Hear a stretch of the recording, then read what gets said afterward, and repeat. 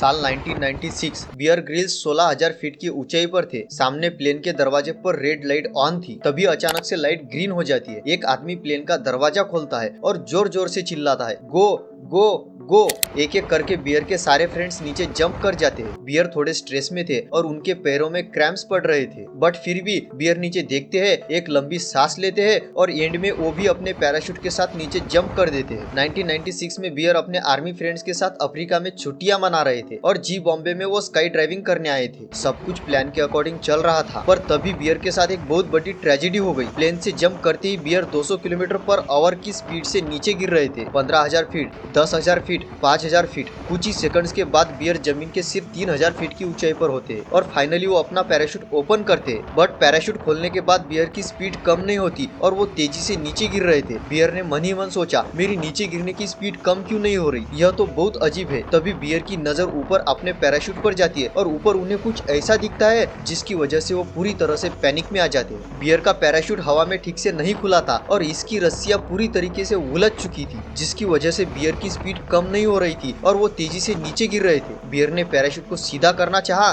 But उसमें भी वह फेल हो गए। नीचे की जमीन अब उन्हें साफ साफ दिख रही थी और कुछ ही सेकंड में बियर नीचे क्रैश करने वाले थे। बियर अब और डर गए थे, वह जमीन के काफी पास थे। उन्होंने अपना रिजर्व पैराशूट ओपन करना चाहा, बट अब तक काफी देर हो चुकी थी। 16,000 फीट की ऊंचाई से बियर सीधे नीचे जमीन पर गिर जाते। उनकी स्पीड इतनी ज्यादा थी कि वो जमीन से एक पुतले की तरफ बाउंस होकर दूर जाके गिरे और उनके चारों तरफ मिट्टी के धुएं का बादल सा बन गया। बियर डायरेक्टली अपने पीठ पर गिरे थे और ये क्रैश इतना तेज था कि उन्हें ऐसा लग रहा था जैसे किसी ने उनकी रीढ़ की हड्डी पर पत्थर घुसा दिया हो। बियर ने खड़े होने की कोशिश करी, पर दर्द इतना तेज था कि वो जमीन पर ठीक से रेंग भी नहीं पा रहे थे। बियर दर्द से रो रहे थे, चिल्ला रहे थे, मगर उनके चारों तरफ सिर्फ रेगिस्तान ही रेगिस्तान था। कुछ घंटों बाद बियर के फ्रेंड्स वहाँ आते हैं। एक कार में उन्हें डाला जाता है और उन्हें पास के हॉस्पिटल में ले जाया जाता है। बियर कहते हैं कि मेरा दर्द इतना ज्यादा बढ़ चुका था कि मैं दर्द से छटपटा रहा था और बार बार बेहोश हो रहा था। हॉस्पिटल पहुंचने के बाद डॉक्टर ने जब मुझे इंजेक्शन दिया तब जाकर यह दर्द कम हुआ। अगली बार जब बियर को होश आया तो वो एयरपोर्ट के रनवे में थे। उन्हें स्ट्रेचर में लेटाकर वापस फ्लाइट से यूके भेजा जा रहा था ताकि उनका इलाज अच्छे से हो। बियर बिल्कुल अकेले थे और फ्लाइट में बार बार वो रोकर खुद को कोस रहे थे। अपने आप को देख बियर,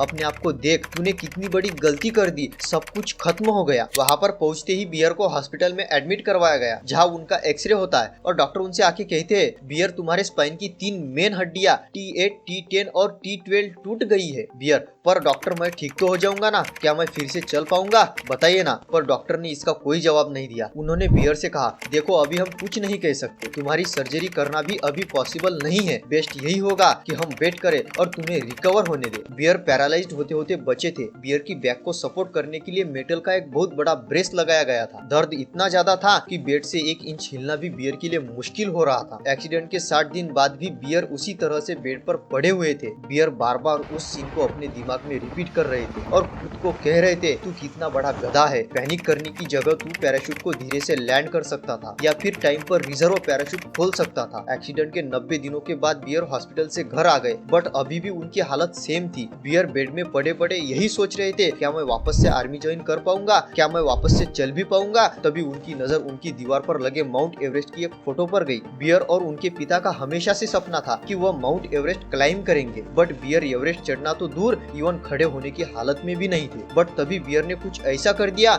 जो खुद उन्होंने भी एक्सपेक्ट नहीं किया था। पीठ पर मेटल का ब्रेस लगा होने के बावजूद बियर अपने बेड से उठे, किसी तरह गिरते पड़ते फोटो तक पहुँचे, उसे वॉल से उतारा और खुद से कहा, चाहे कुछ भी हो जाए, मैं ना सिर्फ वापस पैरों पर चलकर दिखाऊंगा, बल्कि दुनिया के सबसे ऊंचे पहाड़ माउंट एवरेस्ट को भी क्लाइम करूंगा। ये टारगेट बियर के लिए ऑलमोस्ट इम्पॉसिबल था। ब्रिटिश आर्मी ने तब तक एवरेस्ट पर कई मिशंस भेजे थे और उनमें से सिर्फ एक ही मिशन सक्सेसफुल हुआ था और इवन की जो माउंटेनियर सक्सेसफुल भी हुए थे वो भी किसी तरह मरते मरते बचे थे और इवन इस जर्नी में इन लोगों को अपने हाथ पैर की उंगलियां तक कटवानी पड़ी थी। बट इसके बाद भी बियर ने डिसाइड किया कि वो अपने और अपने पिता के सपने को पूरा करेंगे। एक्सीडेंट के पूरे 8 महीने और कई हफ्तों तक बेड में पड़े रहने के बाद बियर वापस से रिकवर होना शुरू हो गए। बट तभी बियर को और एक झटका लगा। रिकवर होने के बाद बियर वापस से अपने आर्मी रेजिमेंट में जाते, जहाँ डॉक्टर्स उन्हें बताते हैं कि बियर अनफॉर्चुनेटली अब से तुम पैराशूट जंप नहीं कर पाओगे क्योंकि तुम्हारी स्पाइन वापस से इंजर्ड हो सकती है और ना ही तुम पीठ पर ज्यादा वेट उठा सकते हो। बियर समझ गए थे कि इस इंजरी के साथ अब वो आर्मी में कंटिन्यू नहीं कर सकते। वो रेजिमेंट के कर्नल के पास गए और उनसे कहा, सर मेरा आर्मी में रहने का कोई मतलब नहीं है, इस इंजरी के साथ मैं हार्डली यहाँ कुछ कर सकता हूँ, मेरे लिए रिजाइन करना ही सही रहेगा। बियर ने आर्मी से तो रिजाइन कर दिया बट अब उनके पास ना कोई जॉब थी और ना ही कोई सोर्स ऑफ इनकम। यहाँ तक कि माउंट एवरेस्ट ट्रिप के लिए जो लाखों रुपए उन्हें चाहिए थे वो भी उनके पास नहीं थे। बियर के लिए माउंट एवरेस्ट इस वक्त डू और डाई मिशन बन चुका था। उनके सामने दो सिनेरियो थे। सिनेरियो 1, अगर वो एवरेस्ट सक्सेसफुली क्लाइंब करते तो वे ये करने वाले ब्रिटेन के सबसे यंगेस्ट पर्सन होंगे और साथ में उन्हें कई स्पॉन्सरशिप और जॉब भी मिलेगी। सिनेरियो 2,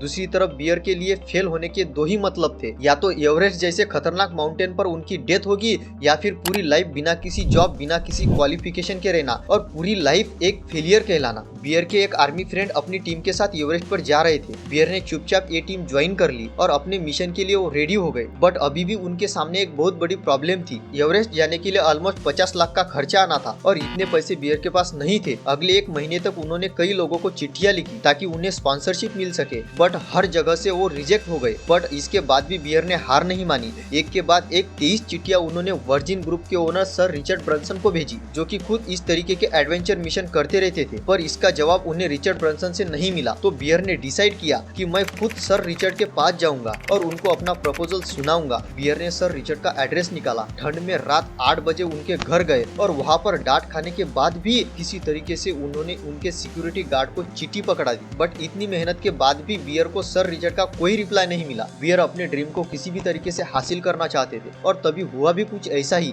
उन्हें अचानक से रोड पर साइकिल चलाते हुए एक कंपनी दिखी जिसका नाम था Davis Langdon and Everest. Bear बिना कुछ सोचे समझे साइकिल से उतरे, कंपनी ऑफिस के अंदर गए और वहाँ की सेक्रेटरी से जाकर कहा, मुझे सिर्फ 2 मिनट आपके सीईओ से बात करनी है, प्लीज मेरी उनसे बात करवा दीजिए प्लीज। काफी देर तक उस औरत को कन्विंस करने के बाद बियर को सीईओ के ऑफिस ले जाया गया, जहाँ 2 लोगों ने उनके प्रपोजल को ध्यान से सुना और सरप्राइजिंगली बियर के पैशन और ड्रीम्स को देख के उन्होंने बियर की स्पॉन्सरशिप रिक्वेस्ट को एक्सेप्ट कर लिया। सैकड़ों लेटर्स और रिजेक्शन के बाद फाइनली बियर अब एवरेस्ट पर जाने के लिए रेडी हो चुके थे। बट अभी भी उनकी मुश्किलें खत्म नहीं हुई थी और उनके सामने कई सारे चैलेंजेस थे। 1996 में ही खराब मौसम के कारण 8 लोगों ने एवरेस्ट पर अपनी जान गंवा दी थी और ये एवरेस्ट पर तब तक की सबसे बड़ी ट्रेजेडी थी। बट इसके बावजूद बियर और उनकी टीम ने कई हफ्तों तक प्रैक्टिस की और अपने एक्सीडेंट के पूरे 18 महीने बाद मार्च 1998 में बियर अपनी टीम के साथ एवरेस्ट के बेस कैंप में थे। ऊपर कई हजार फीट की दीवार उनके सामने थी। ऊपर से 1998 में एवरेस्ट पर डेथ रेशो 7:1 था, यानी एवरेस्ट में टॉप पर पहुंचने वाले हर 7 इंसान में से एक आदमी की वहां पर डेथ हो रही थी। एवरेस्ट पर पहुंचते ही बियर के टीम लीडर ने उनको डायरेक्शंस दी, हम लोग हर रोज 10 से 11 घंटे की चढ़ाई करेंगे और वापस बेस कैंप पर आएंगे ताकि हम यहाँ की कंडीशन से यूज्ड टू हो जाए। 7 अप्रैल 1998 को बियर ने अपनी टीममेट्स नीमा और मिक के साथ पहली बार एवरेस्ट को क्लाइम करना स्टार्ट किया। उनका टारगेट था बेस कैंप से निकलकर ऊपर कैंप 1 तक जाना और वापस से बेस कैंप लौटना। बट जैसे ही बियर और उनकी टीम कैंप 1 के पास पहुंचती है, उन्होंने देखा कि वहां ऊपर चढ़ने के लिए लगाई गई सीढ़ियां और रस्सियां डैमेज हो गई और उनका कैंप 1 में जाना अब इम्पॉसिबल था। बियर की टीम ने डिसाइड किया कि वो अब वापस बेस कैंप लौट जाएंगे और धीरे धीरे वे सभी नीचे उतरने लगे। कई घंटों तक चलने के बाद बियर काफी ज्यादा थक चुके थे और वो जल्द से जल्द बेस कैंप जाकर रेस्ट करना चाहते थे। बट तभी बियर के साथ कुछ ऐसा हुआ जो उन्होंने दोबारा एक्सपेक्ट नहीं किया था। अपनी टीम में बियर सबसे आगे चल रहे थे और उनके 2 टीममेट्स उनके पीछे थे। तभी जिस बर्फ पर बियर चल रहे थे उसमें से उन्हें कुछ आवाज आई। बियर ने नीचे देखा तो उनके पैरों के नीचे की जमीन खिसक रही थी। बियर डर से बिल्कुल सुन पड़ गए थे और इससे पहले कि वो कुछ कर पाते, नीचे की बर्फ 2 हिस्सों में बदल गई और बूम, अगले ही सेकंड बियर नीचे गड्ढे में गिर गए। यह गड्ढा इतना ज्यादा गहरा था कि बियर को नीचे कई हजार मीटर तक भी इसका एंड नहीं दिख रहा था। बियर गड्ढे की दोनों तरफ की वॉल से टकराकर नीचे गिर रहे थे, पर तभी एक झटके के साथ वो गड्ढे के बीचों बीच रुक गए। बियर की बॉडी एक पतली रस्सी से अटैच थी, जिसके चलते वो पूरी तरह से नीचे जाने से बच गए थे। बट उनके पास ज्यादा टाइम नहीं था। वह पतली रस्सी उन्हें कुछ ही सेकंड तक रोक सकती थी और बियर को इतनी चोटें आई थी कि कुछ सेकंड तक वो बेहोश हो गए। बियर ने जोर जोर से चिल्लाना शुरू किया, नीमा, मीक, मुझे बचाओ, जल्दी करो। बियर को ऊपर सिर्फ थोड़ी सी लाइट दिख रही थी और उनके नीचे सिर्फ अंधेरा ही अंधेरा था। बियर को पता था कि उनके पास सिर्फ कुछ ही सेकंड है, जिसके बाद ये रस्सी टूट जाएगी। बियर ने अपने पैर वॉल में फंसाने की कोशिश की, बट बर्फ में उनके पैर बार बार फिसल रहे थे। किसी भी सेकंड उनकी रस्सी टूट सकती थी। बट तभी बियर को फील हुआ कि कोई उन्हें ऊपर खींच रहा है। बियर, हम यही है, जल्दी से ऊपर आने की कोशिश कोशिश करो। बियर ने ऊपर देखा तो ऊपर नीमा और मिक की जोर जोर से चिल्लाने की आवाज आ रही थी। वो दोनों बियर को खींचने की कोशिश कर रहे थे। इस बार बियर ने पूरी ताकत लगाकर अपने पैरों से गड्ढे की दीवारों का सपोर्ट लिया और उनके हाथ में जो कुल्हाड़ी थी उसकी मदद से वो धीरे धीरे ऊपर आ गए, जिसके बाद नीमा और मिक ने उन्हें गड्ढे से बाहर खींच लिया। गड्ढे से बाहर निकलते ही बियर जमीन पर लेट गए और जोर जोर से कांपने लगे। इस वक्त बियर सिर्फ 23 साल के थे और ये दूसरी बार था जब वो मरते मरते बचे थे। बियर इतने ज्यादा डरे हुए थे कि वो कांपने लग गए और 2 घंटे बाद जब उन्हें वापस बेस कैंप लाया गया तो बियर का कॉन्फिडेंस पूरी तरीके से खत्म हो चुका था। उनकी एल्बो में इतनी ज्यादा चोटें आई थी कि डॉक्टर्स ने उन्हें कुछ दिनों तक रेस्ट करने के लिए कहा। बियर डरे हुए थे, उनका कॉन्फिडेंस टूट चुका था, लेकिन फिर भी वो खुद से कह रहे थे बड़े गोल्स के रास्ते में चैलेंजेस आते ही रहे थे और आगे जितने भी चैलेंज आएंगे मैं हार नहीं मानूंगा। कुछ दिनों तक आराम करने के बाद बियर ने वापस ऊपर क्लाइंब करना शुरू कर दिया। सबसे पहले वो कैंप 1 पर पहुंचे और फिर कुछ दिनों बाद कैंप 2 पर और फाइनली उससे भी ऊपर कैंप 3 तक वो पहुंच गए। बियर अब एवरेस्ट को समझ चुके थे और अपने फाइनल अटेम्प्ट में वो बेस कैंप से सीधा ऊपर जाने के लिए रेडी थे, पर तभी उनके सामने एक नहीं 2 और बड़ी मुश्किलें आई। बेस कैंप में पहुंचने की अगली ही सुबह बियर बुरी तरीके से बीमार हो गए। वो बार बार उल्टियां कर रहे थे और उनके सर में बहुत ज्यादा दर्द हो रहा था। बेस कैंप में डॉक्टर ने बियर से कहा, बियर तुम्हें बहुत ही सीरियस चेस्ट इन्फेक्शन हुआ है, अभी तुम एवरेस्ट के टॉप पर नहीं जा सकते, तुम्हें कुछ दिनों तक रेस्ट करना होगा। बट बियर के पास टाइम काफी कम था और कुछ ही दिनों में उन्हें अपना मिशन कंप्लीट करना था। बट बियर चाहते हुए भी अब एवरेस्ट पर नहीं पहुंच सकते थे। कुछ दिनों बाद बियर जैसे ही ठीक होने लगे तभी उन्हें एक और बुरी खबर मिली। अगले कुछ ही दिनों में एवरेस्ट के ऊपर एक बहुत बड़ा तूफान आने वाला था, जिसके बाद एवरेस्ट पर चढ़ना ऑलमोस्ट इम्पॉसिबल था।